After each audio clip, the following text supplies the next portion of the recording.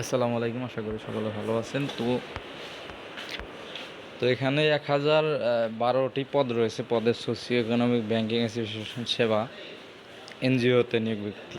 তো এই এনজিও সম্পর্কে অনেকে হয়তো জেনে থাকবেন। তো এখানে একটা ভালো বড় মানে নিয়োগ হয়েছে।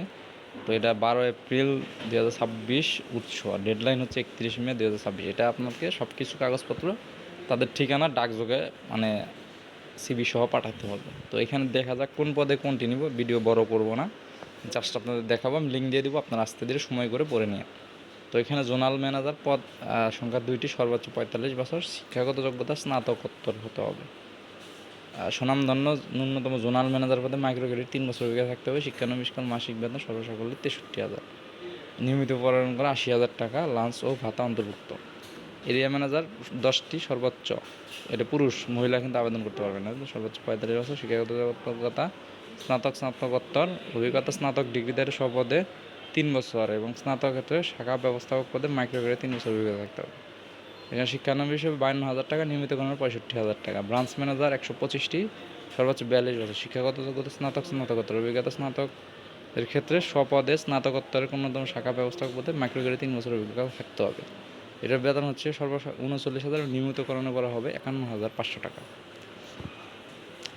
তো সহকারী ব্রাঞ্চ ম্যানেজার পুরুষ, পদ সংখ্যা 61টি, সর্বোচ্চ 40 বছর, শিক্ষাগত যোগ্যতা স্নাতকোত্তর, স্বনামধন্য প্রতিষ্ঠান মাইক্রো ক্রেডিটে 2 বছর অভিজ্ঞতা থাকতে হবে। শিক্ষানবিষ্কার মাসিক বেতন 30,000 এবং নিয়মিতকরণ 41,500 টাকা। অ্যাকাউন্টিং পুরুষ 125টি। তো এখানে শিক্ষাগত বাণিজ্য বিভাগে স্নাতকোত্তর মানে এমবিএ ডিগ্রিধারী হতে হবে আপনাকে।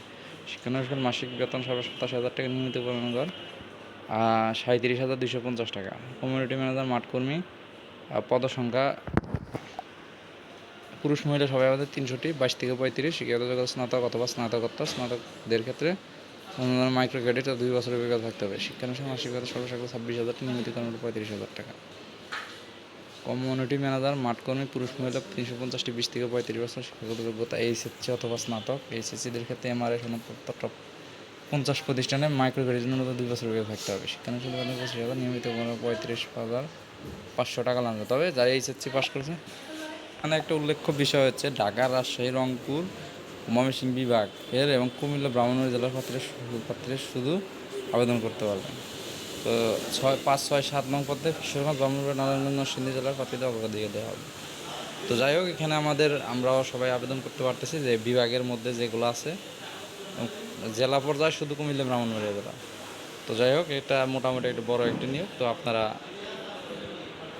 চাকরির জন্য যে কোনো ধরনের তদবির সুপারিশ প্রার্থীর অযোগ্যতা বলবেন, তবে আপনারা চেষ্টা করবেন নিজ যোগ্যতায় ইন্টারভিউ দিতে, এবং চাকরি যদি হয় আপনারা করবেন। তো কারোর সাথে লেনদেন বা কোনো লিঙ্ক লমিং করার চেষ্টা করবেন না। তো সকলে ভালো থাকেন, আল্লাহ হাফেজ।